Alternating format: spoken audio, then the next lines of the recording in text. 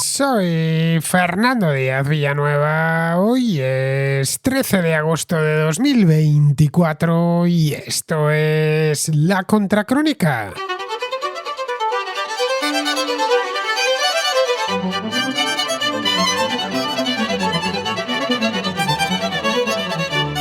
Dos semanas después de las elecciones persiste e incluso se ha agravado la crisis política en Venezuela.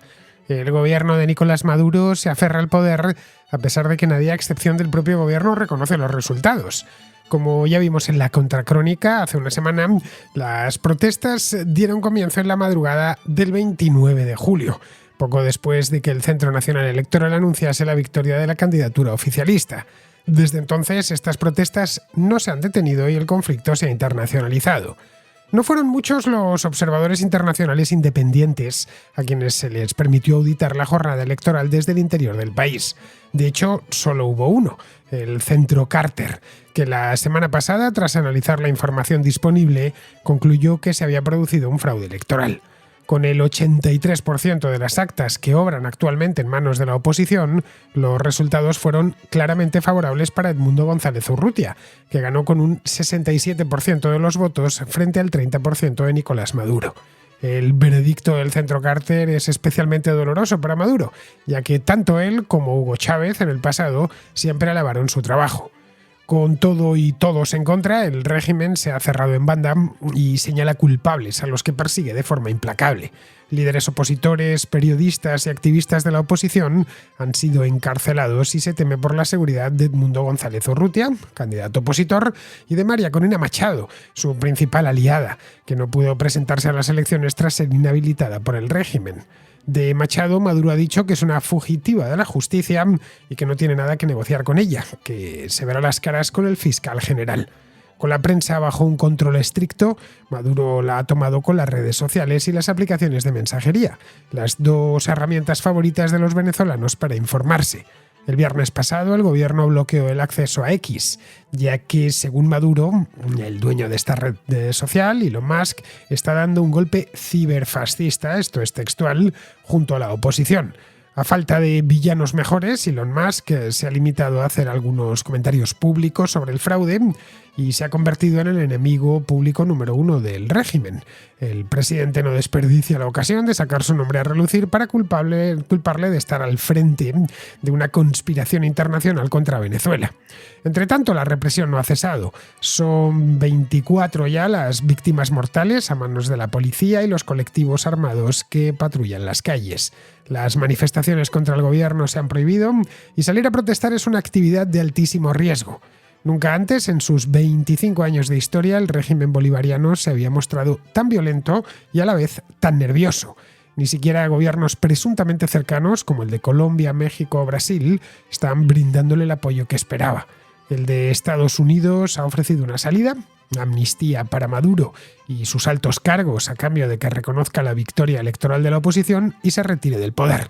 Esto, de cualquier manera, es una exclusiva que dio ayer el Wall Street Journal y que no ha sido confirmada oficialmente. El gobierno panameño le ha ofrecido, esto sí es público, públicamente asilo a Maduro, pero Maduro no tiene intención alguna de abandonar el poder. Cuenta con el apoyo del ejército y pretende resistir al precio que sea. Motivos tiene para ello, motivos seguramente inconfesables.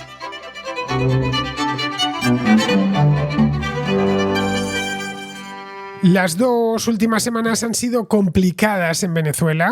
El día 28 de julio, como bien sabéis, se celebraron elecciones y como ya vimos aquí durante la semana siguiente, que la dediqué casi en exclusiva a las elecciones venezolanas, el fraude electoral fue más que obvio. 3 días después, la oposición hizo público que disponía en aquel momento del 73% de las actas electorales. Hoy la oposición dispone de más, dispone del 83,5%. Con esas actas en la mano, que están publicadas en Internet, por lo tanto se pueden consultar, el ganador indiscutible, además de estas elecciones, fue Edmundo González Urrutia. Lo fue además por una diferencia abismal, el 67% frente al 30% de Nicolás Maduro. Bien, esto mismo es lo que vio hace unos días el Centro Carter. Este centro, que en el pasado fue alabado constantemente por el chavismo, que ha tenido que reconocer al final que Nicolás Maduro está perpetrando un formidable fraude electoral. El Centro Carter, y esto es importante reseñarlo, no es sospechoso de antichavismo, como podríamos decir, qué sé yo, la Unión Europea, por ejemplo, que ha sido siempre dura, más que con el chavismo, con el madurismo, con la fase final del chavismo, especialmente desde el año 2014 y la manera en la que ha reprimido cualquier protesta en su contra, pero no es el caso del Centro Carter.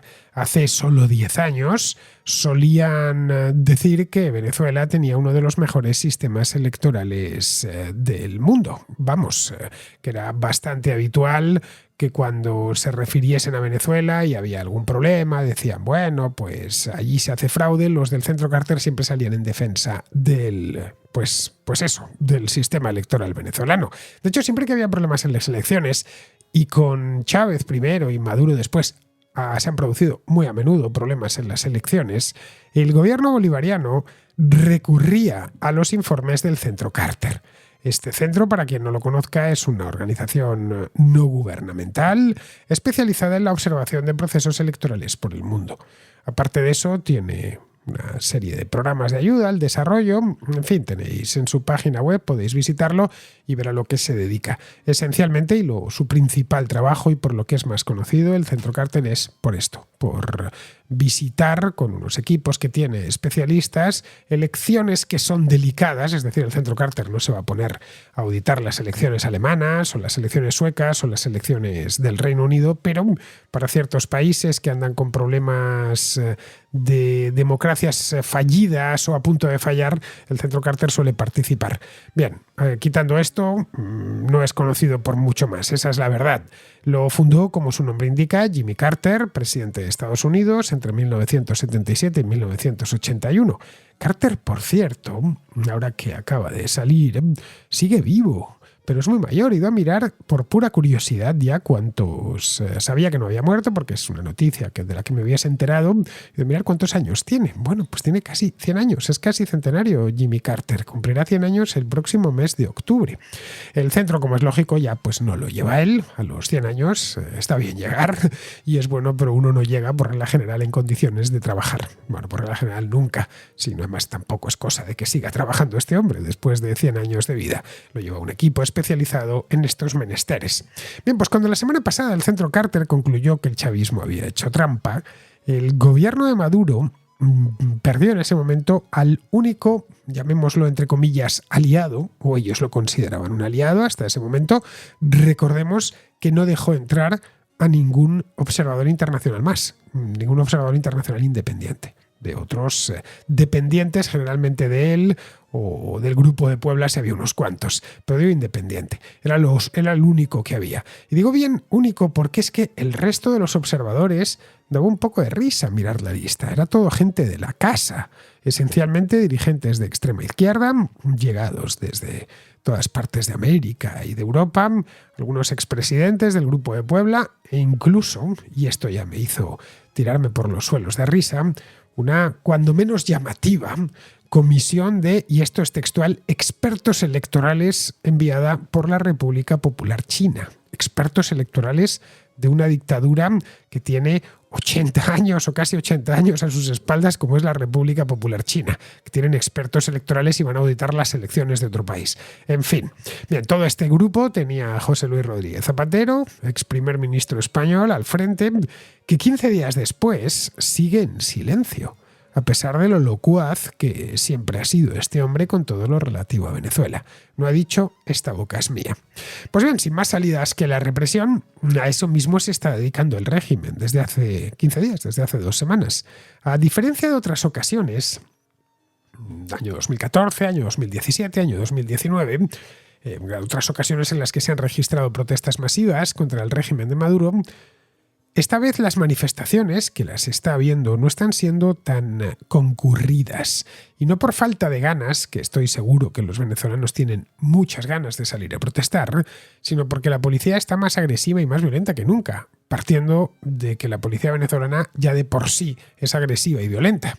Cualquiera de las protestas de estos años que he dicho, 14, 17, 19, se saldaron con un montón de muertos. Bueno, pues esta vez ya salir a la calle y las posibilidades de que te maten o que te den una paliza de muerte o por supuesto de que te lleven preso son muy altas. La policía dispara a matar y cualquiera, y si no es la policía, es uno de estos colectivos motorizados que van a bordo de motocicletas, armados con escopetas o con pistolas y que disparan a cualquiera que consideran que es un enemigo del chavismo. Eso, o que te lleven para adentro, Dios sabe a dónde y Dios sabe si saldrás de ahí. Maduro está aplicando en este aspecto el manual de Alexander Lukashenko, el presidente de Bielorrusia, que hace 4 años ahogó en palos y en sangre, las manifestaciones que siguieron al fraude electoral de las elecciones de aquel año. Fue justo hace 4 años, en el verano, en agosto, además, del año 2020. Le dediqué a aquellas elecciones y todo lo que vino después, le dediqué un par de contracrónicas en ese momento. Esta vez no se salvan, de hecho, ni los líderes opositores, puestos en busca y captura en el acto y acusados de todo tipo de delitos por el régimen. No puede dejar que se muevan, no puede dejar que hablen con libertad, porque el fraude esta vez ha sido tan grosero que tienen que armar mucho ruido para tapar el clamor de la oposición, y no solo de la oposición, también de medio mundo. Han elegido como chivo expiatorio no a la oposición, que por supuesto dicen que está dando un golpe de Estado, siempre que les lleva la contraria. Todo el que en Venezuela lleva la contraria al gobierno es un golpista, esto es desde tiempos de Hugo Chávez. Tampoco al gobierno estadounidense, que es el villano habitual, o a la Unión Europea, otro de los villanos habituales. Esta vez el villano preferido está siendo Elon Musk, el dueño de Tesla o de SpaceX, de X, que después de las elecciones, ya sabéis que Elon Musk se pasa la vida en X. Está por un montón de anotaciones, publica un montón de cosas todos los días. Bueno, pues después de las elecciones se hizo eco en su cuenta de que se había producido un fraude. Elon Musk comenta y opina de todo y cuelga memes de todo tipo. Bueno, pues le dedicó algo de tiempo, no demasiado, la verdad, a esto de Venezuela. Bien, ahí los asesores de Maduro vieron el filón, el de culpar a Musk de todo lo malo, de capitanear nada menos que una conspiración contra Venezuela y contra su gobierno. Esto, la verdad, es que roza lo cómico. Y no solo por el modo en el que Maduro pronuncia el nombre de Elon Musk. Le llama algo así, no me hagáis mucho caso, pero algo así como Elon Musk, más o menos. Lo tenéis en y se atasca con el nombre. Que, a ver, no es un nombre sencillo de primeras de pronunciar en castellano, pero basta porque no sabes muy bien cuando lo lees si se dice Elon o Elon, y cuando ves la U puede ser Musk o Musk, pero basta que lo digas una vez para que ya sepas cuál es la pronunciación adecuada, que tampoco es tan complicada, vamos. No es ya por la manera en la que pronuncian el nombre, ya sabemos los problemas que tiene Elon Musk, ¿no? Nicolás Maduro con la lengua inglesa. Hace un par de semanas en la Contra en directo pasé un vídeo en el que se veía cada vez que tropezaba, era algo realmente hilarante. No tanto por esto, sino porque está tratando de asociar a Musk con algo así como un villano de James Bond, más o menos, alguien que quiere dominar el mundo. De hecho, lo ha dicho, además, textualmente. Es todo tan grotesco que solo cabe algo así en un régimen tiránico y absurdo, como es el de Nicolás Maduro. En Washington, entre tanto, se lo han tomado con más calma que en otras ocasiones. Esta vez su apuesta es algo diferente. No han aprobado sanciones por ahora, se han decantado por la zanahoria, es decir, por unas negociaciones subterráneas, no reconocidas, capitaneadas, según parece, por Anthony Blinken, concretamente, por el Departamento de Estado, pero con Blinken por detrás. Según contaba ayer el Wall Street Journal, han ofrecido por vías discretas a Maduro y a sus principales hombres limpiar por completo el historial delictivo en Estados Unidos, que es donde ellos pueden limpiarlo, obviamente, es decir, borrar las acusaciones que pesan sobre ellos a cambio de que abandone el poder por su propio pie y de paso una transición antes del mes de enero. El Journal, que llevaba esta historia el lunes, la llevaba en portada, por supuesto, una historia bastante larga, ha atado la información por 3 fuentes distintas y las 3 coinciden. El acuerdo que les han propuesto es no perseguir a Maduro y a sus hombres, a su círculo más cercano, ni pedir su extradición a Estados Unidos. Recordemos que en 2020, con Donald Trump aún en la presidencia, Estados Unidos ofreció una recompensa de $15 millones por información que condujera al arresto de Maduro, acusado en aquel momento de conspirar para inundar el país con cocaína, es decir, de narcotráfico, en una palabra. Esa es la razón por la cual cada vez que Maduro o la gente del régimen sale del país, que procuran hacerlo muy poco, solo van a países de máxima confianza, es decir, esos países en los que saben a ciencia cierta que no les van a extraditar a los Estados Unidos. Habida cuenta de que en las 2 últimas semanas Maduro ha encarcelado a miles de disidentes, mientras mantiene, por supuesto, la lealtad no de todo el ejército, no sabemos lo que habrá por las partes medias y bajas, pero sí al menos de los generales y de todo el régimen, estas negociaciones, llamémoslas secretas, no son porque están en la portada de los periódicos, así que discretas, suponen una oportunidad para la oposición venezolana, que hoy por hoy, como os decía antes, no puede ni siquiera manifestarse en la calle con tranquilidad y que está siendo perseguida. Hay una convocatoria para este sábado, el día 17, ya veremos en qué queda, si al final terminan saliendo y cuánta gente termina saliendo, pero no lo están teniendo para nada fácil. La acción internacional es, por lo tanto, el único modo, hoy por hoy, de sacar a Maduro del poder después de 11 años de gobierno dictatorial, presidido por la represión, el fraude electoral sistemático, la depresión económica, las sanciones internacionales y, en fin, el éxodo de unos 8 millones de venezolanos. Esto ya basta con dar este dato para que el resto se pueda imaginar. 8 millones de venezolanos en un país de 30 millones de habitantes. Caray, esto es más que Siria, esto es más que Ucrania, 2 países que están en guerra. Aparte de eso, durante estos años, Maduro, en fin, ha incurrido en todo tipo de delitos. Ha dado refugio a bandas de narcotraficantes, apuntándose incluso a ese mismo negocio. Hoy Venezuela es una pieza central en el viaje que la cocaína y otros narcóticos hacen desde Sudamérica a Norteamérica. Todo se lo deben a la complacencia y a la participación del régimen bolivariano. Es, como ya hemos comentado aquí en más de una ocasión, un régimen dictatorial gobernado por una banda de criminales, con una fachada ya ni siquiera eso democrática y una ideología progresista, socialista, que pretende encandilar con ella a los izquierdistas de todo el mundo occidental.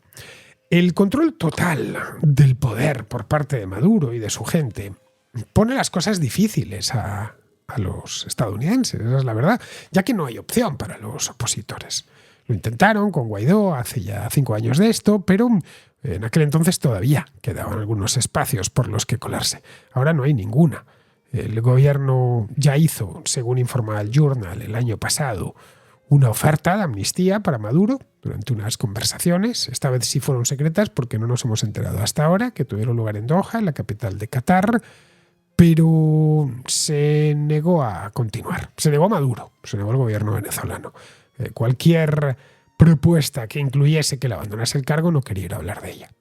Por ahí no quería pasar y, ojo, sigue sin querer pasar. Lo que vendría a demostrar que lo de Venezuela es crimen organizado, que no depende de una sola persona que está atornillada al cargo y de su círculo de confianza, que es un régimen mucho más complejo y mucho más completo. Es decir, que no depende de uno solo. Es decir, no es una sola persona que decide acogerse a una medida de gracia, sino que hay todo un entramado criminal que alcanza a todo el régimen. Si Maduro sale del poder, se acaba un gran negocio para muchos, y eso mismo es lo que no quieren que suceda.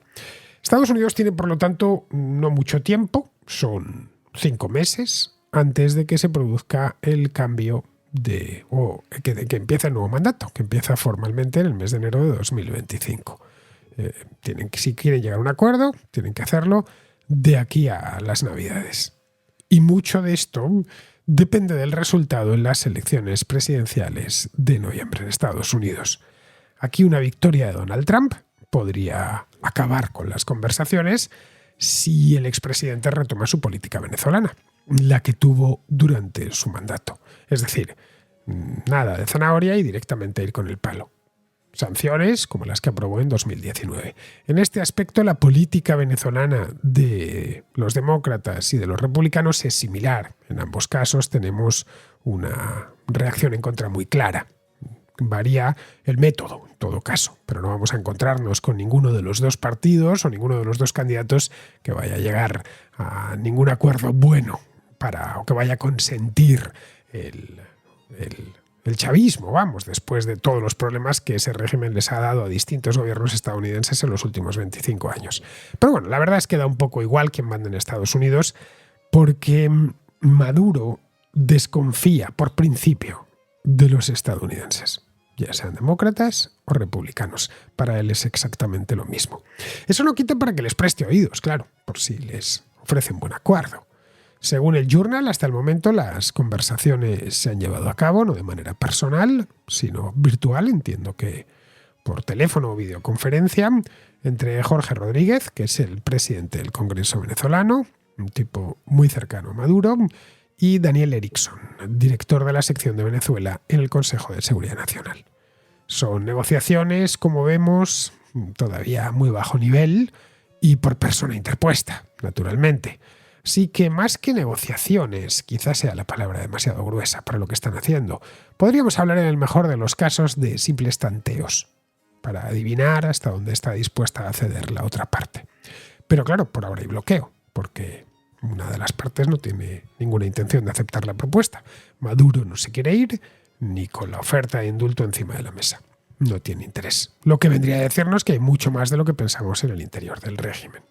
Si compras su libertad a cambio de entregar el poder, Venezuela tendría que comenzar una transición a la democracia, que podría demorarse 1, 2, 3 años, no lo sabemos. Seguramente esa transición tutelada pues, por Estados Unidos y seguramente también se meta en esto la Unión Europea. Y eso seguramente lo que muchos dentro del régimen no quieren saber nada, que se les metan ahí hasta la cocina. Que se vaya Maduro pase, pero nosotros queremos seguir haciendo negocios. Necesitan controlar el país para que esa organización criminal que dirigen no pierda su base. Además, el indulto sería necesariamente limitado y vendría acompañado de cierta colaboración con la justicia estadounidense para atrapar a todo tipo de operadores criminales que han trabajado con el régimen chavista en los últimos años. Que es demasiado lo que hay en juego ahí como para ponerlo en peligro. De ahí su empeño en mantenerse en el poder a cualquier precio. La estrategia o la oferta, mejor dicho, de Estados Unidos encaja bien con lo que es la postura actual de la oposición, cuyo pilar fundamental hoy por hoy es la negociación con el régimen o con las partes del régimen que estén dispuestas a negociar. Esta negociación puede derivarse en un acuerdo que incluya ciertas garantías para sus líderes a cambio de que se aparten y se pueda empezar una transición a la democracia. Para convencer al gobierno estadounidense y al resto de gobiernos del mundo, especialmente al de los países amigos de la Venezuela bolivariana, como México, Brasil o Colombia, la oposición lo que ha hecho es volcarse en el recuento de las actas. Esto era algo que los opositores ya imaginaban. Sabían que Maduro iba a robar las elecciones y necesitaban demostrarlo con documentación. No bastaba el pataleo, como en otras ocasiones. Es importante saber cómo han desvelado el fraude. Digo que es importante porque esto explica que gente como Gabriel Boric, Lula da Silva o los colombianos no se crean las elecciones y se estén mostrando tan cautos a la hora de reconocer la victoria de Maduro. Los opositores descontaban que algo como esto iba a pasar. Que conocen bien al régimen. Así que pensaron que el mejor modo de documentar la victoria era obtener el recuento en papel de las papeletas que emite cada máquina de votación. Esa papeleta, que parece un recibo del supermercado, se la conoce como acta. La ley venezolana exige que las actas se pongan a disposición de quien las solicite. La oposición se encargó de enviar, como sabía que les iban a negar las actas llegado el momento, lo que hicieron fue enviar a decenas de miles de interventores electorales voluntarios, para ir recuperando las actas in situ. Al cerrar los colegios electorales, los interventores informaron de que González Urrutia había ganado en la práctica totalidad de las mesas y de los colegios, incluso en el barrio de Caracas el 23 de enero, que es un bastión histórico del chavismo. Esto lo contábamos en la noche electoral. Los interventores enviaron los resultados y guardaron las copias físicas, muchas de las cuales fueron publicadas posteriormente en redes sociales y en infinidad de sitios. Las milicias chavistas y la policía, al darse cuenta de que la derrota de Maduro había sido escandalosa, empezaron a expulsar a los interventores en algunos colegios electorales. Pero ya era tarde. La oposición disponía de suficientes actas como para exponer el fraude. Primero hicieron públicas el 73%, luego el 83,5%, y las publicaron en Internet. Exigieron entonces al régimen que hiciese públicas las actas tal y como impone la ley, pero aún están esperando. Sin ofrecer prueba alguna, el régimen se excusó utilizando una coartada muy ingeniosa. Dijeron que un pirata informático de Macedonia del Norte, sí, hay un país que se llama así, que está en Europa del Este, violó el sistema de escrutinio, lo que hizo imposible compartir públicamente las actas. Bueno, el hecho es que el régimen aún no ha explicado cómo determinaron que Maduro ganó, y todo indica que no lo harán a no ser que puedan falsificar las actas. Otro hecho es que los resultados que ofreció la oposición con las actas en la mano, otro hecho que apoya la tesis de la oposición y del fraude, es que con esas actas lo que vemos es que eran muy similares a los resultados que arrojaban las encuestas de intención de voto, realizadas por demoscópicas independientes, y también muy similares a los sondeos a pie de urna. Maduro dijo entonces que la oposición estaba dando un golpe de Estado y puso fuera de la ley a María Corina Machado y a González Urrutia. Ambos están libres aún, pero unos 2.500 opositores han sido detenidos. La policía, el ejército y las bandas paramilitares del régimen, los llamados colectivos, atacan a cualquiera que proteste. Miles de activistas opositores han huido a Colombia por miedo a que fuesen a detenerles o a matarles. Ojo, este miedo no es caprichoso, es perfectamente explicable. El propio Maduro dijo por televisión que no habría perdón y que construiría incluso 2 cárceles de máxima seguridad para los que protesten. También les amenazó con trabajos forzados. En fin, él, que era tan crítico con Bukele, se conoce que quiere hacer lo mismo. En resumidas cuentas, que la dictadura se cierra sobre sí misma. Un poco lo que pasó en Nicaragua con Daniel Ortega, que hace unos años decidió ya desprenderse por completo de la careta democrática y ya no tolera ningún tipo de disidencia. Maduro es impopular, pero también es ilegítimo. Bien, ¿cómo se puede combatir eso? Pues con más represión, nada más. Esto en la práctica le hace mucho más peligroso. En un lugar así, pues estar en la oposición es algo realmente arriesgado. El régimen incluso ha anunciado una operación que la ha llamado Toc Toc, como cuando llamas a una puerta. Esto se traduce en que la policía puede llamar a la puerta a cualquier hora, de cualquiera, y proceder al arresto sin necesidad siquiera de orden judicial. La semana pasada se volvió viral un caso. Agentes uniformados se presentaron en la casa de un joven sin orden judicial. La prueba del delito entre comillas, era que el joven aparecía en un vídeo protestando en la calle. Los agentes mostraron el vídeo a la familia y les dijeron que estaba incitando al odio. Se lo llevaron detenido, por supuesto, y la familia lo más que pudo hacer fue grabar todo aquello y subirlo a la red. Bien, esa es la Venezuela de hoy, así de dura, así de absurda. El peor de los escenarios se ha hecho realidad y no va a ser fácil que salgan de él. Vamos con la contrarréplica que viene hoy caracterizada por temas policiales. Este programa lo escuchan muchos policías. No me lo invento, lo sé porque en las presentaciones de libros he conocido unos cuantos. Hace 3 años, en Bilbao, una pareja de ertzainas me regaló incluso un pin con el escudo del cuerpo que guardo con mucho cariño en casa. Un año más tarde, un policía nacional me regaló también un pin del Cuerpo Nacional de Policía que tengo junto al pin de la ertzaina.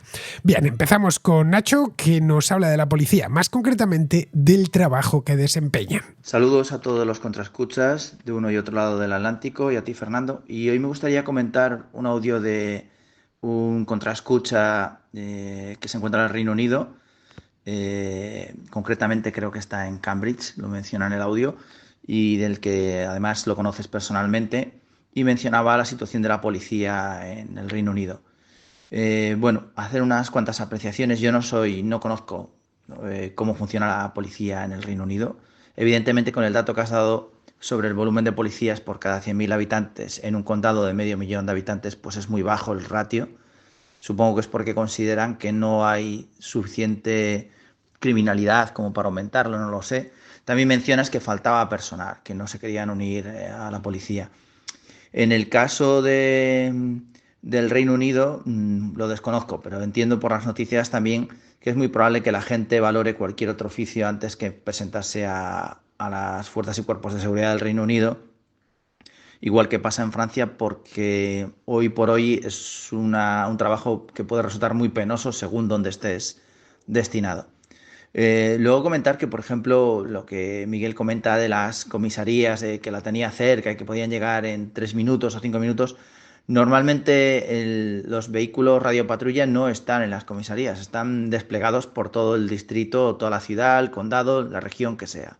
Es decir, que en comisaría no suele haber dotación que vaya directamente a acudir a una llamada. Suele estar la dotación mínima. No es que haya ahí acantonado un grupo de policías preparados para salir, sino que los policías normalmente están desplegados por toda la ciudad.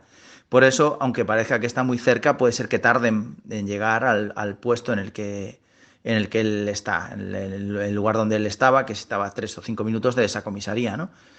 Esa es una de las razones que yo barajo para que eso pueda pasar, porque es lo que sucede en España. Las comisarías normalmente, y más por la noche y por las tardes, están vacías, y lo que suele haber y el fin de semana, y suele haber pues muy poquitos policías en comisaría, digamos que nada más que en los puestos indispensables, y el resto pues están patrullando.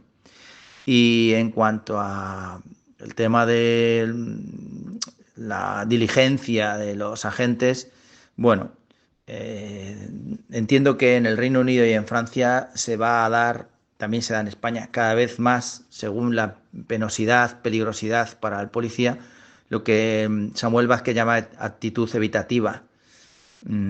Y es que, bueno, pues que si pueden no resolver, pues no resolverán. Es así de triste decir esto, pero si tienen un riesgo jurídico muy alto, un riesgo físico muy alto, como bien has dicho, no llevan armas de fuego, llevarán tasers o algún otro tipo de instrumento, no lo sé.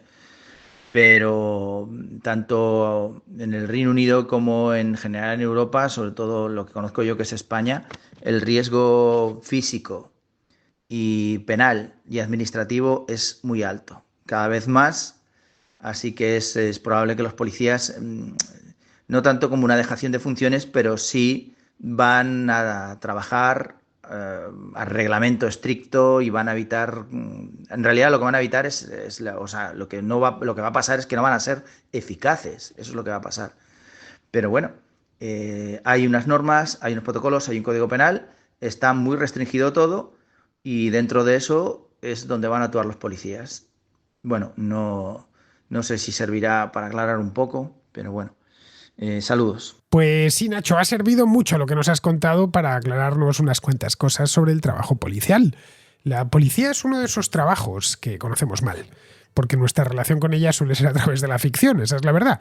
No olvidemos que uno de los géneros cinematográficos más exitoso es el policíaco. Esas películas y series están basadas en el trabajo de la policía, pero no tratan de reflejar el día a día, la rutina de un policía de a pie. Las series y películas además suelen ser estadounidenses. Luego tenemos el problema añadido, que a menudo conocemos mejor la policía de Nueva York o de Los Ángeles que la de Madrid o la de Barcelona. Hace unos años en Telecinco hicieron una serie muy popular que se llamaba El Comisario, que trataba de acercar el modo de trabajar de la Policía Nacional. Hubo otra que hizo la competencia, Antena 3, llamada Los Hombres de Paco, aunque esta buscaba deliberadamente más los ribetes cómicos. Pero no es un recurso muy habitual en el cine español, este de ofrecernos héroes policiales, cosa que sí sucede en el cine estadounidense. Aun con todas no deja de ser cine, claro, es decir, pura ficción con personajes muy estereotipados y casos que no se suelen presentar en la vida de un policía corriente. Lo que sí se ha puesto de moda de un tiempo a esta parte son esos programas de telerrealidad en los que un equipo de televisión se embarca con una patrulla policial por la noche a recorrer con ellos Madrid o algún lugar conflictivo como Algeciras. Eso se aproxima más al día a día de un policía, pero claro, de los que están en la calle a horas muy específicas, en zonas muy específicas. En esos espacios se ve bien que la policía llega hasta donde puede llegar, y en ciertos lugares solo puede llegar a la superficie. Eso se ve muy bien en la lucha contra el narcotráfico en el estrecho de Gibraltar. Pero vamos, como bien dice Nacho, a menudo la policía se ve constreñida por la propia legislación, que es muy garantista, al menos en España, para los presuntos delincuentes. Hay otro elemento en el que Nacho no ha entrado, y es el en el que tampoco entran estos programas de telerrealidad, solo faltaba, si no recibirían el permiso para poder grabar, es el de la intromisión política sistemática que padecen los policías y los guardias civiles, especialmente en casos sensibles. Ahí rige, ya sabéis, el donde manda patrón no manda marinero. Seguramente sabes lo que hay que hacer, o saben lo que hay que hacer, pero no pueden hacerlo, porque en cualquier cuerpo policial imperará siempre la más estricta jerarquía y se debe respetar la disciplina por encima de todo. Podríamos pensar que eso no está bien, pero no es así. La policía debe de ser jerárquica y disciplinada. De lo contrario, más que policía tendríamos justicieros. Bien, seguimos con Mirko, que también nos habla de los problemas de la policía.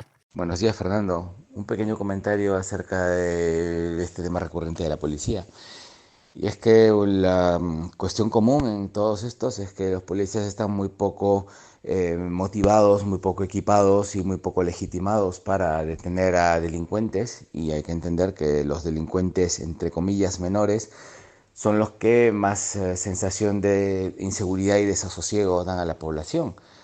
Porque si un político roba 10 millones de euros, pues posiblemente, aunque eso haya salido de mi dinero, no me voy a enterar. Pero si un delincuente ha tirado al suelo a mi abuela, le ha causado algún daño por robarle 50 euros, aunque sea una cantidad mínima de dinero, pues eso va a causar inseguridad. Si una persona no puede salir tranquila por la calle porque tiene que estar, yo lo he vivido en Perú, tiene que estar mirando las caras y los gestos de las personas que tiene alrededor para ver si son amenazantes, pues eso es una sensación muy importante de inseguridad. No quita que un robo de 10 millones de euros por parte de un político sea un delito gordo, pero normalmente eso no se siente en persona. Y entonces el problema aquí es que, ya sea por diseño, por palo y zanahoria o por cualquier otra cuestión, el sistema está muy enfocado en multar, en amonestar, en castigar a las personas que normalmente pues tienen patrimonio, tienen salario, tienen recursos, y para extraérselos pues por haberse pasado un poco el límite de velocidad o por haber hecho cualquier error más que delito, lo que se conoce como delito sin víctima, ¿no? Que son muchas reglas que podemos romper a lo largo del día sin darnos cuenta, pero que como nos detecten el sistema rompiendo estas reglas, pues nos puede caer una multa brutal y no necesita ni pasar por juicio ni nada, simplemente que un funcionario la ponga. Aunque, a pesar de que esta nos puede arruinar el mes, el año o incluso dejarnos endeudados de por vida. Entonces, en ese sentido, las fuerzas del orden están muy centradas en hacer este papel de amonestar a los ciudadanos por salirse un poco de la línea, y a la vez están pasando bastante del tema de tener delincuentes, pues con lo que dicen, no tenemos recursos, no podemos, no estamos autorizados, no lo hemos pillado infraganti, pero como que tú te defiendas, a ti sí te pillamos infraganti porque te estamos viendo. Y eso da una sensación muy potente de no solamente inseguridad, sino también de injusticia. Y eso creo yo que es la raíz de mucho de lo que está ocurriendo ahora, la sensación de injusticia y de impotencia de gente, pues sobre todo gente de estratos socioeconómicos más bajos, que se ve en manos pues de gente a la que por simplemente motivos políticos se les tiene que ser muy cuidadoso a la hora de tocarlos, como lo que mencionó el compañero que pasó en Rotterdam, porque las posibilidades de que esto se convierta en un tema político ideológico son enormes. Y bueno, hasta ahí mi comentario, a ver cómo podemos salir de esta. Un abrazo. Pues mira, Mirko, yo no creo que sea así, sinceramente te lo digo, al menos en España, que es lo que mejor conozco. No creo que la policía esté persiguiendo de forma gratuita a los ciudadanos comunes, a quienes Escocia multas por cualquier falta y deja escapar a los delincuentes. No creo que sea así. Evidentemente habrá casos de policías que no pasan una, pero yo en ningún momento me he sentido acosado por la policía. Vamos, que nunca me han parado para nada, y si alguna vez había razón para multarme, léase fumar donde no se debía, en los tiempos en los que yo aún fumaba, o qué sé yo, subir la Vespa a la acera, me han reconvenido sin más, sin multarme. Yo de cualquier manera siempre he tenido claro que la policía es una autoridad y nunca me he puesto chulo con un agente de policía. Es algo que ni se me pasaría por la cabeza. Entiendo que son seres humanos y que devuelven el trato que se les dispensa. Si eres educado con ellos, casi con un 100% de seguridad te van a responder con la misma educación.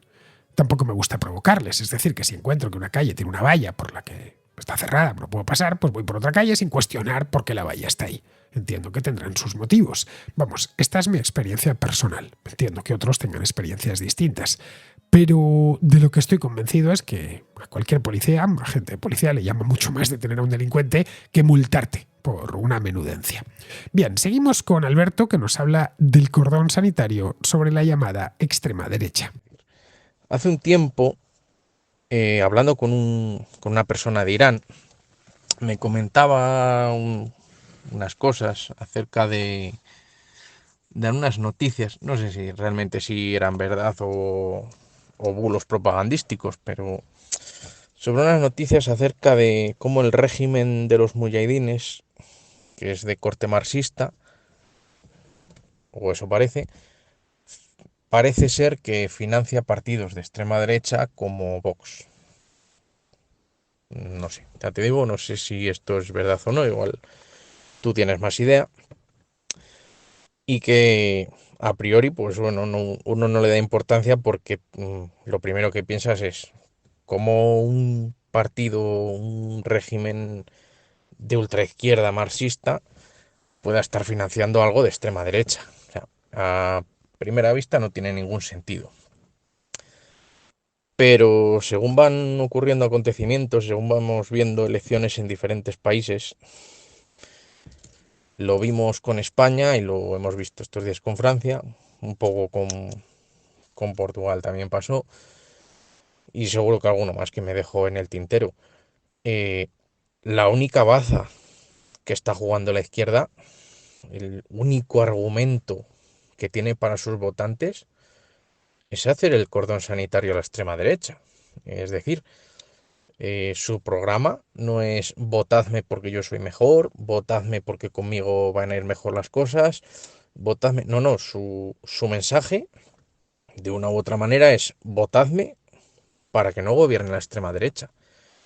Y pues no sé si el que gobierne la extrema derecha pueda ser mejor o peor, probablemente pueda ser malo. Yo no estoy en esa línea, pero no lo sé, peor también de lo que tenemos, quizá habría que pensarlo, pero es un poco eso, el cómo el único mensaje a día de hoy que tiene la izquierda en todo su conjunto, porque es el único mensaje que dan. La división que hay dentro de la izquierda es brutal. No hay rumbo, se ve que no hay rumbo, que no hay un rumbo fijo, que no hay acuerdos, que cada uno va por libre. No sé, ya te digo que en aquel momento pues lo vi de una manera y ahora lo pienso de otra, de que pueda ser, si puede ser posible, que haya regímenes marxistas financiando a la extrema derecha solamente por mantenerse en el poder. No sé qué sabes tú o qué opinas tú de eso. Gracias por escuchar de todos modos. Un saludo y un saludo a todos los oyentes. La organización que financió a Vox durante sus primeros años es un grupo llamado Mujahideen Khalq, que se traduce algo así como combatientes del pueblo o algo así, y a estas alturas ya no es marxista, lo fue en su momento, en sus orígenes, allá por los años 60, cuando se constituyeron como una especie de guerrilla que se oponía al Shah Reza Pahlaví. Cuando triunfó la Revolución Islámica en 1979, decidieron entonces ir contra los ayatolás y se pusieron del lado de Saddam Hussein en los años 80. Luego ya se internacionalizaron y hoy conforman un grupo de presión que está en Occidente, en Europa y en Estados Unidos y que trata de buscar apoyos para derrocar a la República Islámica. La donación esta de Vox la hicieron a través de Vidal Quadras, el primer año de vida del partido, si mal no recuerdo. Respecto a lo que comentas de los cordones sanitarios y de cómo a la izquierda en España le ha quedado ya como único argumento electoral, de que no gobierna la derecha, pues a ver, es tal cual. Algunos de los de mejores reclamos, que no los tienen, pues si tras 6 años de gobierno solo les queda recordar a su electorado que más vale malo conocido que bueno por conocer, o mejor todavía, que vale, que ellos quizás sean malos, pero los de enfrente son peores. Es el argumento, fijaos bien, que utilizan los maltratadores. Conmigo vas a estar mal, o conmigo estás mal, pero fuera vas a estar peor. Lo curioso es que les sigue funcionando para mucha gente. El PSOE actual cifra su permanencia en el poder solo por el hecho de que si no estuviesen ellos, estaría lo que denominan extrema derecha o ultraderecha. Es el principio de enemigo único de la propaganda goebbelsiana utilizado en clave electoral. Bien, pues vamos a terminar. Vamos con Pizarro, que nos habla de la Operación Kursk. Los riesgos que están dispuestos a asumir los ucranianos son infinitamente mayores de los que están dispuestos a asumir sus aliados. Que una ofensiva sorprenda y desbarate a los rusos y que finalmente estos se rehagan es un patrón histórico de Rusia y de este conflicto, por lo que es pronto para saber el valor de lo puesto en marcha en Kursk. En todo caso, el coraje de los ucranianos es helador, por lo que si finalmente es en vano, su sacrificio tendrá los tintes de la amargura de lo absurdo. De momento, corazones en vilo. Un cordial saludo de Pizarro. Y hasta aquí, queridos amigos, llega la contra de hoy, martes y 13. Ya os dije ayer que hoy, aunque sea martes y 13, uno no debe casarse ni embarcarse, pero sí escuchar la contra. Mañana ya no, mañana ya salimos de peligro. Mañana podéis casaros y embarcaros, pero tenéis que seguir escuchando la contra. Mañana será miércoles 14. Pues eso mismo, hasta mañana.